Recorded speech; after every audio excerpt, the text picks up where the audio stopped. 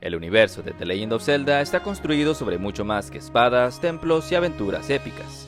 Detrás de su narrativa fantástica, paisajes mágicos y jugabilidad, se ocultan influencias de profundidad cultural inigualable. Desde la estética Sheikah hasta la disposición de aldeas como Kakariko, el juego está lleno de referencias sutiles al budismo, sintoísmo y diversas tradiciones japonesas. Bienvenidos a este canal llamado Etimologías Otaku. Aquí te explico los nombres de algunos personajes de anime, técnicas, lugares y elementos del folclore japonés añadidos a ellos desde un punto de vista idiomático. Yo soy Uli, maestro de japonés, así que ikimashou.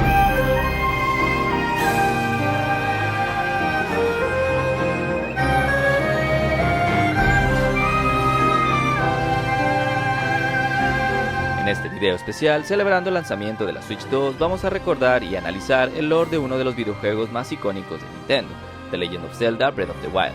En esta iteración de la serie se reutilizaron muchos conceptos que ya se han utilizado en muchos otros títulos de la franquicia, tales como el diseño de las tribus, lugares icónicos y otros elementos variados. En esta ocasión vamos a hablar acerca de uno de los ejes centrales de la obra, los Sheikah. Como contexto, los Sheikah son un pueblo íntimamente relacionado con la familia real de Hyrule, siendo conocidos por sus proezas tecnológicas en tiempos ancestrales, habiendo desarrollado durante su prime diversos artefactos, autómatas y maravillas de dimensiones colosales. Sin embargo, tiempo después pasarían a vivir una vida pacífica en la aldea Kakariko, dejando su grandeza y sabiduría plasmada en los santuarios y en las ruinas que nos gritan lo grande que alguna vez fue este pueblo. Antes de comenzar, un saludo enorme a los miembros del canal, Lean Coronel, Genaro Calvillo, Daniel Barbosa, Nianta y Lord Cocucha. Les recuerdo que las suscripciones para miembros del canal ya están activadas. Por 29 pesos mexicanos pueden obtener emojis personalizados, insignias y un saludo en cada video. Si quieres tener estos beneficios a la vez que apoyas el canal, no dudes en unirte. En general, gran parte de la estética que podemos ver en los relieves de los distintos templos, artefactos y autómatas está basada en el arte del periodo Jōmon de la historia japonesa, que abarcó desde el año 13.000 al 300 a.C. Se caracterizó por la distintiva cerámica fabricada por los habitantes de las islas japonesas en esos tiempos. Esta cerámica era decorada con patrones que asemejan a cuerdas, de ahí el nombre de Jōmon. La parte del torso de los guardianes está inspirada en la cerámica Kaen Gatadoki, un tipo de jarrón con forma de flamas producido durante dicha época. Y tú dirás, oye, pero como que no se parece del todo. Listo. Otros elementos como las torres Sheikah, la pizarra Sheikah y los santuarios evocan construcciones futuristas, pero al incorporar estos patrones ondulantes propios de la cerámica Jōmon se logra darles un aura de civilización antigua con mucha personalidad.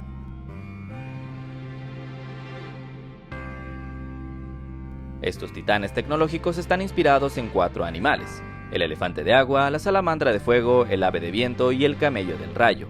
La elección de estos animales para representar su respectivo elemento no parece ser casualidad. El elefante en las culturas asiáticas es considerado un animal muy inteligente y asociado a la buena memoria, por lo que suele utilizarse para simbolizar la sabiduría. ¿Y quién se relaciona con la sabiduría en los juegos de Zelda?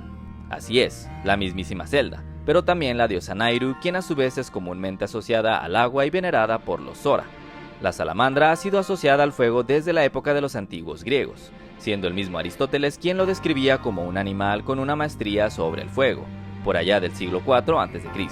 Desde entonces siempre se ha relacionado a este animal con el elemento del fuego en diversas pinturas y expresiones culturales a lo largo de la historia y las civilizaciones.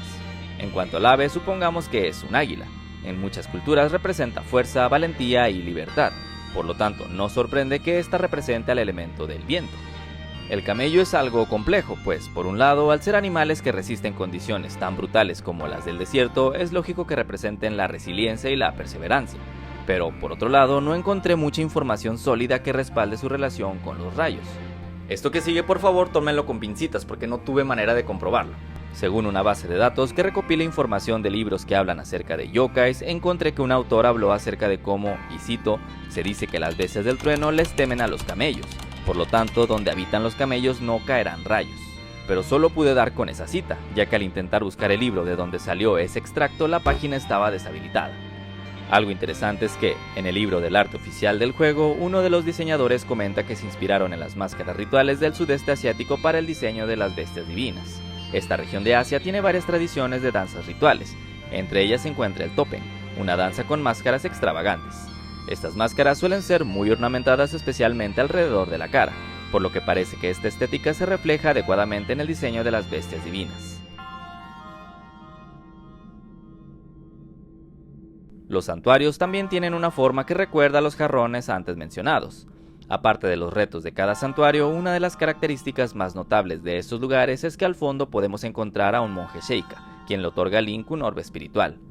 Estos monjes se encuentran encima de un trono ritual llamado Chodai. Desde la antigüedad, en Japón los nobles se sentaban sobre este tipo de tronos elevados, lo cual les daba una posición más alta desde la cual concedían audiencias.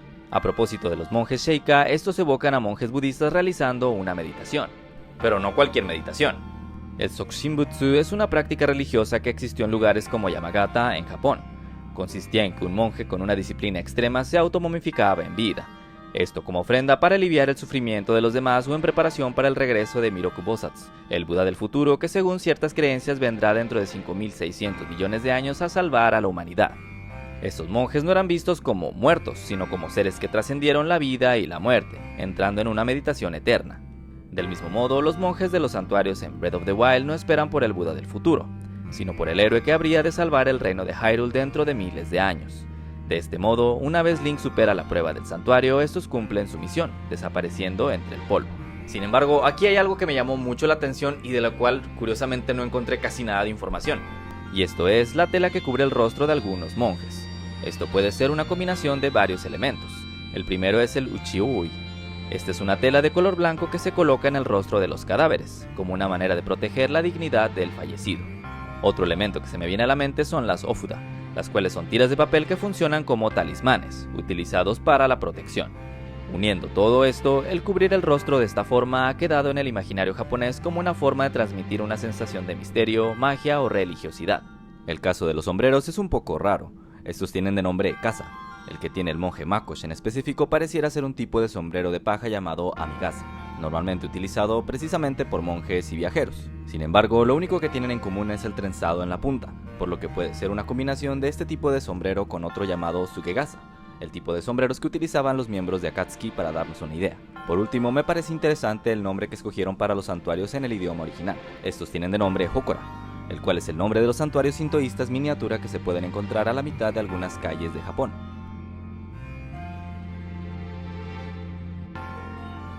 El diseño de los Sheikah contiene muchos elementos tradicionales interesantes. La forma en que se recogen el cabello a algunas mujeres recuerda al Mizra, un peinado ampliamente utilizado en el Japón antiguo. Este peinado consistía en amarrar el cabello en dos partes a la altura de las orejas. Aún más específicamente, este tiene de nombre Sage Mizra, al tener esa parte del cabello caída hasta los hombros. El hecho de que tengan ropas azules por dentro con una especie de kimono color crema por fuera hace mucho sentido. Aunque a los ninjas se les suele retratar vestidos completamente de negro, se sabe que este no era el caso, puesto que con este color incluso resaltarían demasiado en la oscuridad de la noche, por lo que solían utilizar colores más discretos como el gris, marrón o un azul índigo conocido como kuresome. El tinte de este último color a su vez repelía insectos y víboras, y era comúnmente utilizado en la ropa de trabajo de los pueblos campesinos en regiones como la de Iga. En esos pueblos los ninjas se mezclaban con los habitantes comunes como una especie de camuflaje social. Los protectores de manos que llevan se llaman tekko, y las hay de muchos tipos. Sin embargo, los que utiliza Paya en específico, llamados Yamatsuki Tekko, se caracterizan por esta forma triangular que llega hasta el dorso de la mano. Este tipo de prenda es también propia del vestuario tradicional japonés, usada como protección en labores agrícolas. El sombrero que utilizan los habitantes de Kakariko está basado en el okesagasa, un tipo de sombrero tradicional utilizado en festivales en donde se realiza algún tipo de danza. Estos sombreros también son conocidos como torio igasa, literalmente sombrero espantapájaros, ya que originalmente era un sombrero tejido que cubría completamente el rostro para ahuyentar a las aves que dañaban los cultivos. Además de usarse para fines agrícolas, también lo llevaban las onnadayu, las cuales eran artistas ambulantes que cantaban como forma de entretenimiento durante las celebraciones de Año Nuevo. El sombrero de Impa es muy interesante, pues además de lo mencionado anteriormente, este tiene una punta parecida a la parte superior de algunas pagodas de templos budistas japoneses. Estas puntas tienen de nombre Sorin y se caracterizan por tener varios anillos y una especie de gema o decoración en la parte más alta. El hecho de que el gorro de Impa tenga 5 anillos alude precisamente a un tipo de Sorin que contiene 5 elementos, de abajo hacia arriba: tierra, agua, fuego, viento y vacío o cielo. El arma insignia de los habitantes de Kakariko es sin duda la llamada espada del vigilante. Esta está basada en las kodachi, sables pequeños que medían aproximadamente 60 centímetros. Este tipo de armas no eran utilizadas para atacar, sino más bien para defenderse. Esto le queda perfecto al estilo de vida pacífico que llevan los Sheikah durante el juego. Pasemos ahora a los nombres. Como es común en muchas obras japonesas, los nombres de los diversos grupos de personajes se dividen en campos semánticos como las plantas, ropa e incluso música, como es el caso de Dragon Ball, cuyos personajes analizamos en un video el cual te invito a ver al finalizar este. En el caso de los Sheikah, estos fueron nombrados a partir de frutas. Impa es un reordenamiento y abreviación de Painapuru, o sea piña. Paya proviene de papaya. Pruni en japonés se llama Purua, lo cual es un reacomodo de Apuru, o sea manzana. Rotber en la versión original se llama Roberi, lo cual es una forma corta de Strawberry, tropicalización al japonés de fresa en inglés.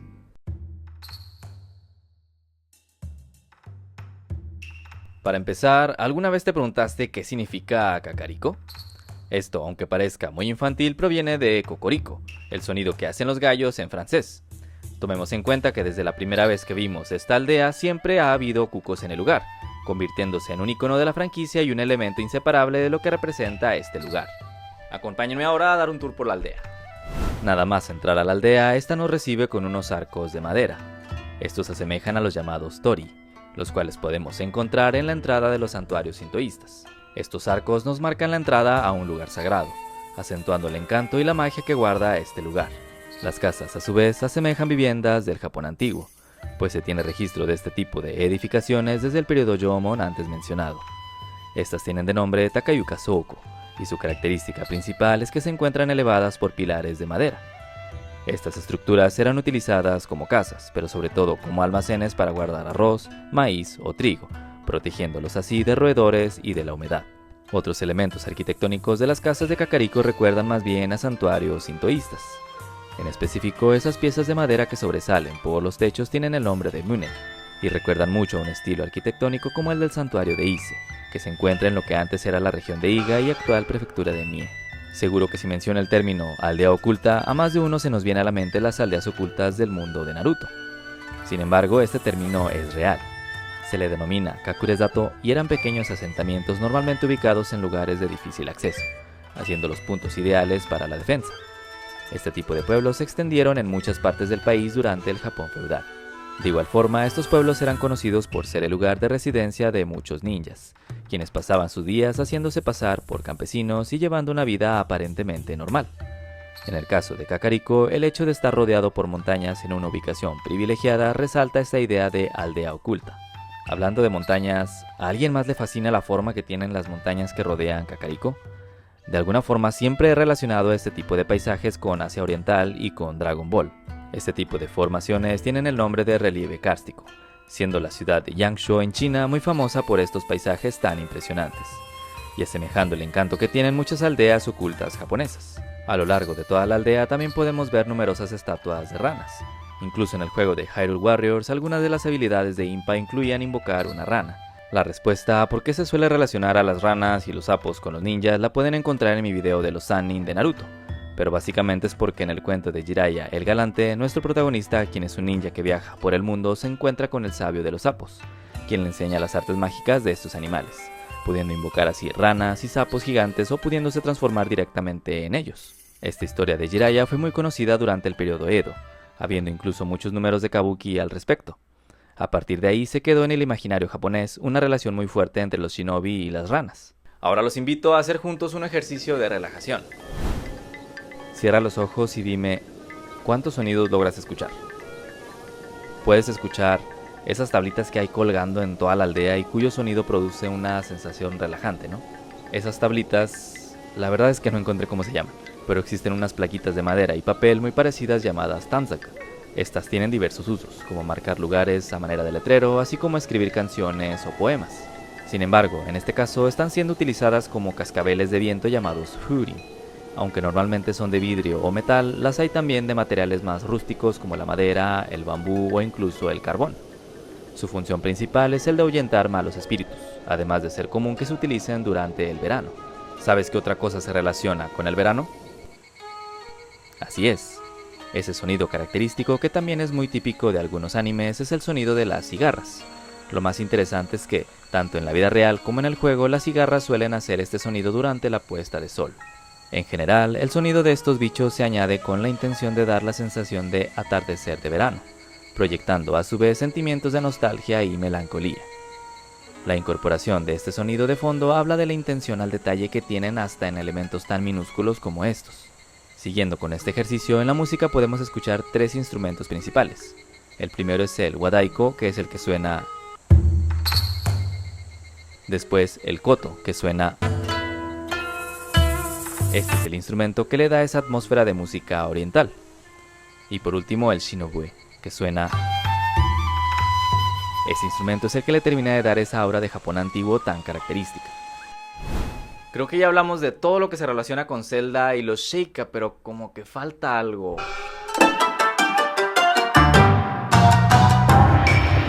El nombre de Yiga proviene de Iga, provincia que se ubicaba en donde al día de hoy se encuentra la prefectura de Mie, en el centro-sur de Japón.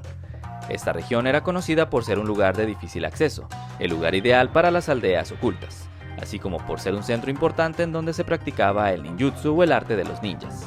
Otro lugar prominente en este arte fue la provincia de Koga, y como puedes notar, de aquí se inspira el nombre del maestro Koga. Este lugar se encontraba un poco más al norte de Iga, siendo estos dos lugares muy famosos por ser el lugar de origen de algunos clanes ninja. Las poses que hace el maestro Koga, al igual que la música, recuerdan al teatro kabuki. En específico, las poses tienen el nombre de Mie, y se utilizaban en momentos clave de las obras para expresar el papel de cada personaje, así como para conectar con los espectadores de una manera dramática y emocionante. Se piensa, de hecho, que la razón por la que los personajes de muchos animes y series japonesas modernas hagan poses mientras se presentan tiene sus orígenes en esta práctica de teatro. En cuanto al maestro Koga, lo que llama la atención es la parte superior de su atuendo, en específico su máscara, los vuelos de su atuendo y su peinado. La máscara pareciera estar inspirada en las kitsunemen, las cuales son máscaras que representan zorros hechas de madera o papel. Estas se utilizan en danzas rituales como el kagura y el teatro no.